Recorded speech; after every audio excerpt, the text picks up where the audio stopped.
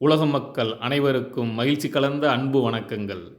இந்த வீடியோவில் நாஸ்டாமஸ் என்ற தீர்க்கதரிசியை பற்றி கூறிய பல்வேறு விஷயங்களை நாம் தெரிஞ்சுக்க போகிறோம். 21வது நூற்றாண்டில் உலகத் தலைவராக வரக்கூடிய நபரை பற்றி நாஸ்டாமஸ் தனது தீர்க்க தரிசன பாடல்களில் குறிப்பிட்டிருக்காருன்றது நம்ம என்னுடைய முந்தைய வீடியோக்கள் எல்லாம் கேட்டிருக்கோம், பார்த்துருக்கோம்.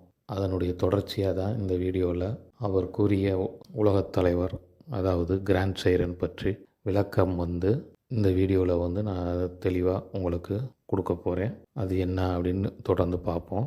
தற்போது 12வது மீனராசியோட 3வது நட்சத்திரமான ரேவதி நட்சத்திர காலத்தில் குருவுடைய, அதாவது 3ஆம் எண்ணுக்குரிய குருவுடைய காலத்தில் புதனுடைய நட்சத்திர காலத்தில் நாம் வாழ்ந்துக்கிட்டு இருக்கோம். இந்த காலத்தில் வரக்கூடிய உலகத் தலைவரை பற்றி தான் நாஸ்டாமஸ் குறிப்புகளாக, அதாவது கோட்வேர்டாக அந்த உலகத் தலைவருடைய பேரை கிராண்ட் சைரன் சொல்கிறாரு.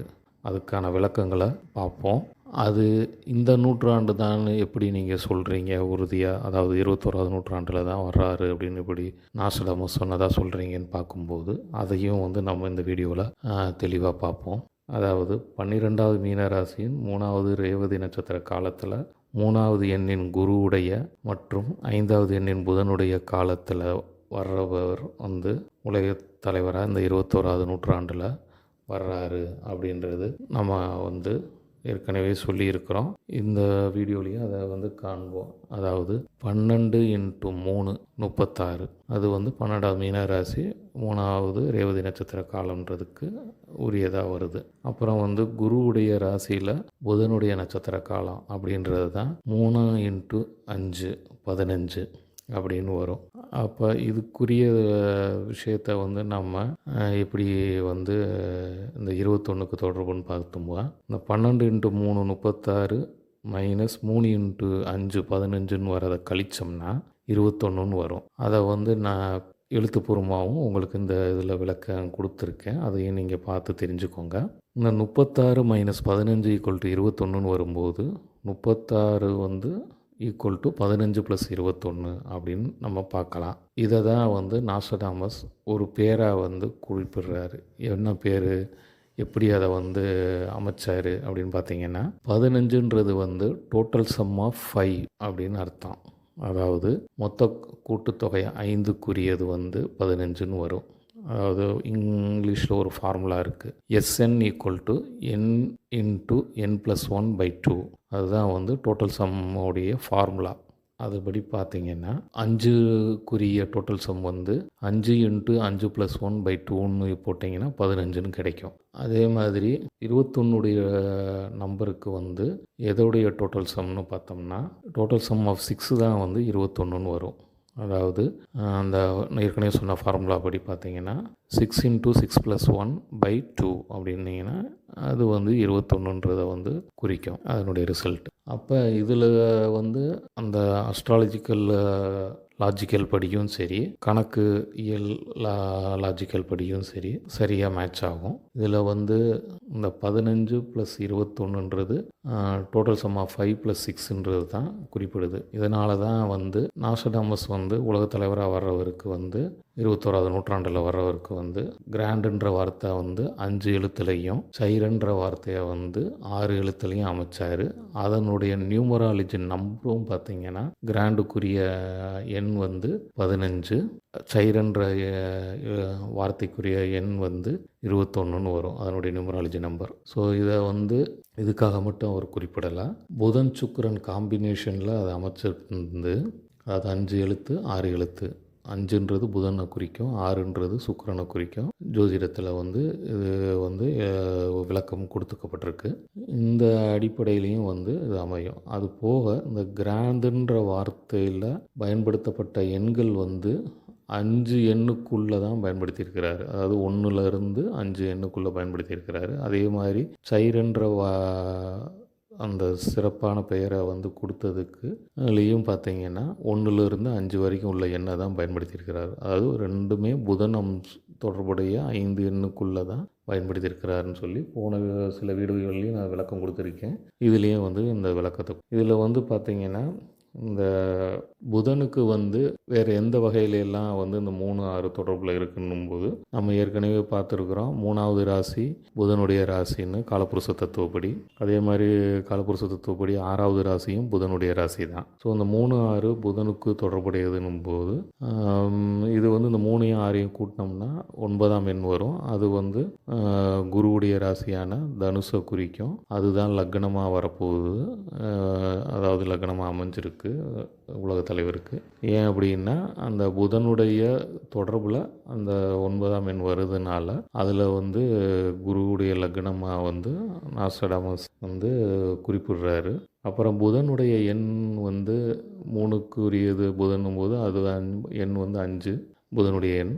அதே மாதிரி 6க்குரிய தொடர்பு வந்து புதனுக்கு இருக்குதுன்னு போது அதனுடைய எண் 5. இந்த 2 5ஐயும் கூட்டினோம்னா 10ன்றது வரும். அது வந்து அவருடைய பிறந்த ராசிக்குரிய எண்ணை வந்து குறிப்பிடுது. சரி, இந்த 3, 6உடைய தொடர்பில் வர 9ஆம் எண் வந்து தர்மஸ்தானம்னு சொல்லுவோம். அதாவது காலப்புருஷ தத்துவப்படி 9ஆம் இடம் வந்து தர்மஸ்தானம்னு சொல்லுவோம். 10ஆம் இடம் வந்து கர்மஸ்தானம், அதாவது செயல்ஸ்தானம் அப்படின்னு சொல்லுவோம். இந்த ரெண்டுமே வந்து உலக தலைவராக வர்றவருக்கு வந்து லக்னமாகவும் ராசியாகவும் அமையுது அப்படின்றது வந்து நாஸ்டாமஸ் வந்து தன்னுடைய ஆஸ்ட்ராலஜிக்கல் பாயிண்ட் ஆஃப் வியூவில், அதாவது ஜோதிட ரீதியான விளக்கப்படி குறிப்பிடுறாரு.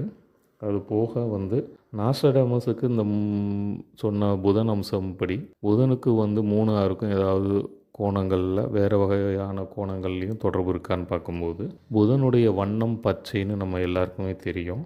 அந்த பச்சை வண்ணம் வந்து எப்படி உருவாகுதுன்னு பார்த்திங்கன்னா விஞ்ஞானப்படி நீலம் வண்ணம் மற்றும் மஞ்சள் வண்ணத்தின் இணைப்புனால பச்சை வண்ணம் உருவாகும்ன்றது தெரியும். நீல நிறத்தை ஆளுமை செய்யக்கூடிய கிரகம் வந்து சந்திரன், மஞ்சள் நிறத்தை ஆளுமை செய்யக்கூடிய கிரகம் வந்து குரு. அது வந்து எல்லாருக்குமே தெரியும். இந்த சந்திரனுடைய எண் வந்து 2, குருவுடைய எண் வந்து 3. ஸோ இந்த 2, 3 சேர்ந்த 5ன்ற எண் கிடைக்கும். இதில் வந்து இந்த டோட்டல் சம் ஆஃப் 2 அப்படின்றது வந்து என்னுடைய 2க்குரிய டோட்டல் சம் பார்த்தோம்னா 3ன்னு வரும். அதே மாதிரி டோட்டல் சம் ஆஃப் 3, அதாவது எண் 3க்குரிய கூட்டுத்தொகை அது வந்து பார்த்திங்கன்னா 6ன்னு வரும். அதுக்குரிய ஃபார்முலா படி நீங்கள் பார்த்தாலும் சரி, இல்லை இது சின்ன நம்பர் அப்படின்றனால நம்ம அப்படி கூட்டுனாலே கிடைக்கும். அது 2உடைய கூட்டுத்தொகைன்றது 1 + 2 அப்படின்னா 3. 3ன்றது சின்ன நம்பர்ன்றனால நம்ம 1 + 2 + 3ன்னு கூட்டினோம்னா 6ன்றது கிடைக்கும். பெரிய நம்பராக இருந்துச்சுன்னா அது நம்ம அந்த ஃபார்முலா n × n + 1/2ன்ற ஃபார்முலாவில் அப்ளை பண்ணி நம்ம வந்து அந்த டோட்டல் சம் ஆஃப் எனி நம்பரை வந்து நம்ம கண்டுபிடிச்சிக்கலாம். இப்போ புதனுடைய பச்சை வண்ணத்திலிருந்து நம்ம வருஷப்படி இப்போ விளக்கம் கொடுத்ததுபடி பார்த்திங்கன்னா புதனுக்கு வந்து 3 + 6 தொடர்பு வந்துடுது. அதை கூட்டினீங்கன்னா 9. ஸோ 9ன்றதும் புதனுக்கு தொடர்பில் வந்துடுது. அப்போ தர்மஸ்தானம் சொல்லக்கூடிய தனுசு வந்து குரு ஆளுமைக்குரிய ராசினாலும் அது புதனுக்கும் தொடர்புடையதாக வருது. எப்படின்னு பார்த்தீங்கன்னா புதனுடைய ஆசனம் வந்து அம்பு ஆசனம் சொல்லி ஜோதிட சாஸ்திரம் சொல்லுது. இன்னொன்று வில்லம்பு உடையவராக புதனை வந்து குறிப்பிடக்கூடிய அமைப்பும் வந்து ஜோதிடத்தில் இருக்குது. அந்த அடிப்படையிலையும் பார்த்திங்கன்னா 9வது தர்மஸ்தானம் வந்து லக்னமாக வந்து சிரோன், அதாவது அந்த லக்னத்துக்குரிய கிரேக்க கடவுள் வந்து சிரோன்ற கடவுளுடைய பேரை வந்து நாஸ்டாமஸ் வந்து கோட்வேர்டாக வந்து எடுத்துக்கிட்டு அதை வந்து தான் சொல்கிற அந்த உலகத் தலைவர் எந்த காலத்தில் வர்றாருன்றதுக்கு ஏற்ற மாதிரி ஒரு சில எழுத்தை மட்டும் மாற்றிருக்காரு. அதாவது சிரோன்ற வார்த்தையில் வந்து ஓன்ற எழுத்துக்கு பதிலாக ஈன்ற எழுத்தை வந்து பயன்படுத்தியிருக்கிறாரு. சைரனை வந்து குறிப்பிடும்போது முதல் பாடல் செஞ்சுரி 2 குவாட்ரைன் 79 பாடலில் வந்து சிரோன்ற வார்த்தையிலிருந்து எடுக்கப்பட்ட சிரன்ற வார்த்தையை தான் பயன்படுத்தியிருக்கிறாரு. அந்த ஒரு பாடலில் மட்டும்தான் CHIREN அப்படின்னு பயன்படுத்துகிறாரு. ஏன் அப்படின்னா லக்னத்தை மட்டும் குறிப்பிடுறதுக்காக அந்த மாதிரி அமைப்பை வந்து பயன்படுத்தியிருக்கிறாரு. ஏன்னா சிரோன்ற அந்த கிரேக்க கடவுள் பேரில் இருந்து தான் சிரன்ற அந்த எழுத்தை வந்து கொண்டு வந்ததை மக்களுக்கு தெரியப்படுத்துறதுக்காக அந்த மாதிரி பயன்படுத்தியிருக்கிறாரு. அதனுடைய நியூமராலஜி நம்பரும் 21 தான். அதாவது சிரன் நாளும் 21 தான். சைரன் ஐக்கு பதிலாக ஒய் போட்டிருந்து சொன்ன வார்த்தைக்குரிய பெயருக்குரிய நியூமராலஜி நம்பரும் 21 தான் வருது. எனவே தான் இதை வந்து நான் இங்கே விளக்கம் கொடுக்கணுன்றக்காக கொடுத்துருக்குறேன். மற்ற பாடல்கள்ல எல்லாம் CHYREN அப்படின்ற வார்த்தையில் தான் அந்த உலகத் தலைவரை பற்றி குறிப்பிடுறாரு. இதில் இந்த பேர் எழுத்தில் வந்து 12வது ராசிக்குரிய 3வது நட்சத்திர காலத்தில் வர்றாருன்றதும் 3வது எண் குருக்குரிய எண்ணில் உரிய காலத்தில் புதனுக்குரிய எண் 5க்குரிய காலத்தில் அவர் வந்து உலகத் தலைவர் வர்றாருன்றத அந்த சைரன்ற வார்த்தையில் நியூமராலஜி நம்பரில் பயன்படுத்தியிருக்கிறாரு. அந்த காலத்தில் வரக்கூடியவரை தான் கிராண்ட் சைரன், அதாவது சைரன் அப்படின்ற வார்த்தையில் சொல்கிறாரு. இதில் வந்து ஒரு பாடலில் மட்டும் கிராண்டுன்ற வார்த்தைக்கு பதிலாக ராய் சைரன் அப்படின்றாரு. ROY ராய் அப்படின்னா என்ன அப்படின்னு பார்த்தீங்கன்னா, அதாவது செஞ்சுரி 3ல் வந்து இந்த ராய் சைரன் அப்படின்ற வார்த்தையை வந்து நாஸ்டாமஸ் வந்து பயன்படுத்துகிறாரு. அந்த ராய்னா கிங்குன்னு அர்த்தம், அதாவது ராஜா. அப்படியே ராஜாவை போல் வருகிற சைரன் அப்படின்ற வார்த்தையை குறிப்பிடுறதுக்காக தான் செஞ்சுரி 3ல் வந்து சைரனை வந்து ராய் சைரன் அந்த ஒரு பாடலில் மட்டும் குறிப்பிடுறாரு. மற்ற செஞ்சுரியில் வந்து பாடல்கள் எல்லாம், அதாவது சாப்டர்ன்றதை செஞ்சுரின்னு சொல்லுவாருன்னு நான் ஏற்கனவே விளக்கம் கொடுத்துருக்குறேன். அந்த மாதிரி வந்து மற்ற செஞ்சுரியில் கிராண்ட் சைரன் அப்படின்ற வார்த்தையை பயன்படுத்துகிறாரு. அதில் ஒரு 2 பாடலில் மட்டும் கிராண்ட் சைரன் செலீன் அப்படின்னு வார்த்தையை பயன்படுத்துகிறாரு. அது எந்தெந்த பாடல்னு பார்த்தீங்கன்னா, செஞ்சுரி 6 குவாட்ரன் 27ல் கிராண்ட் சைரன் செலீன் அப்படின்னு பயன்படுத்துகிறாரு. அப்புறம் வந்து செஞ்சுரி 8 குவாட்ரன் 54ன்ற பாடல்லையும் வந்து கிராண்ட் சைரன் செலீன் பயன்படுத்துகிறாரு. சரி, இந்த செலீன்ற வார்த்தை எதை குறிக்குதுன்னு பார்த்தீங்கன்னா, செலீனா அப்படின்ற கிரேக்க கடவுள், அதாவது காடஸஸ் ஆஃப் மூன் அப்படின்னு சொல்லுவாங்க. அந்த கிரேக்க கடவுள் செலீனாவை வந்து குறிப்பிடுற வார்த்தையை வந்து செலீன் அப்படின்னு சொல்கிறாரு. அப்போ அதனுடைய அர்த்தம் என்னன்னு பார்த்தீங்கன்னா, கிராண்ட் சைரன்ற அந்த கோட்வேர்டுக்குரிய நியூமராலஜி நம்பர் படி வரக்கூடிய நட்சத்திரத்தில் சந்திரன் இருக்கிறாரு அப்படின்றது தான் அதனுடைய அர்த்தம். சரி, இந்த 36ன்றது நம்ம ஏற்கனவே பல கோணங்களில் நம்ம ஆராய்ச்சி பண்ணி சொல்லியிருக்கோம். அதில் வந்து பார்த்தீங்கன்னா 21க்கும் 31க்கும் எப்படி தொடர்புன்னு பார்த்தீங்கன்னா, குருவுடைய ராசி காலத்தில் புதனுடைய நட்சத்திர காலத்தில் வருபவர் தான் உலகால தலைவராக 21வது நூற்றாண்டில் வர்றாரு நம்ம ஏற்கனவே சொல்லியிருக்கோம். அப்படி பார்க்கும்போது புதனுடைய எண் 5ஐயும் குருவுடைய எண் 3ஐயும் கூட்டினீங்கன்னா 8ன்னு வரும். அந்த எண் 5க்குரிய டோட்டல் சம்முடைய மதிப்பு வந்து பார்த்தீங்கன்னா 15. 3உடைய டோட்டல் சம்முக்குரிய மதிப்பு வந்து பார்த்தீங்கன்னா 6. 8க்குரிய டோட்டல் சம்முடைய மதிப்பு வந்து பார்த்தீங்கன்னா 36. அப்போ 15 + 6 = 36ன்னு நம்ம பார்க்கலாம். அப்படி கூட்டும்போது 21க்கும் = 36ன்றது கிடைக்கும். அது என்னுடைய விளக்க ஃபோட்டோவும் என்னுடைய இந்த வாய்ஸுக்கு பின்னாடி நீங்கள் பார்த்துக்கலாம். 21 = 21, 36, 1 அப்படின்றதுக்கு இது ஒரு கணக்கு ரீதியாக வந்து புரிய வைக்கக்கூடிய விஷயம். அதே மாதிரி டோட்டல் சம் ஆஃப் 3 வந்து 6 ஆகும்.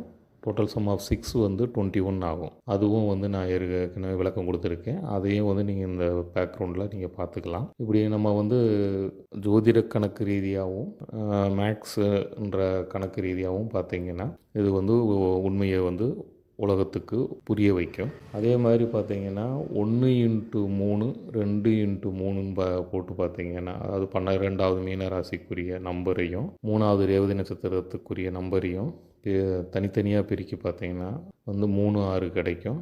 அது வந்து புதனுடைய இதுன்னு ஏற்கனவே 3, 6 புதனுக்குரிய ராசி நம்பர் அப்படின்றது தெரியும். அதனுடைய அடிப்படையிலையும் பார்த்தீங்கன்னா 3, 6 கூட்டினீங்கன்னா 9 குருக்குரிய லக்கணம் கிடச்சிரும். அதே மாதிரி அந்த 3க்குரிய புதனும் 6க்குரிய புதனும் குறிய நம்பர் 5, 5 கூட்டினீங்கன்னா 10 சனிக்குரிய 10வது ராசி வந்து கிடைக்கும். ஸோ இதில் வந்து குரு புதன் சனி காம்பினேஷன் வந்து இருக்குதுன்றது நான் இதுக்கு முந்தைய வீடியோவிலையும் விளக்கம் உங்களுக்கு கொடுத்துருக்குறேன். அதை நீங்கள் போய் பார்த்துக்கலாம். இப்போ நடக்கிற அந்த காலகட்டம் வந்து 12வது மீன ராசிக்குரிய 3வது ரேவதி நட்சத்திர காலம்ன்றது பல முறை நான் தெளிவுபடுத்தியிருக்கேன். அதே மாதிரி குருவுடைய ராசி காலத்தில் புதனுடைய நட்சத்திர காலம் நடக்குதுன்றதையும் பல முறை நான் தெளிவுபடுத்தியிருக்கிறேன். இந்த வீடியோலையும் அதை தெளிவுபடுத்தியிருக்கிறேன். இப்போ வந்து நாம் வந்து இந்த சைரன் சிரன் இது எல்லாமே வந்து விளக்கம் வந்து நம்ம பார்த்துட்டோம். அதே மாதிரி இது வந்து இந்த காலகட்டம் தான் அப்படின்றதுக்கு வேறு ஏதாவது ஒரு பாடலில் நாஸ்டாமஸ் உறுதி கூறுறாரா அப்படின்னு பார்க்கும்போது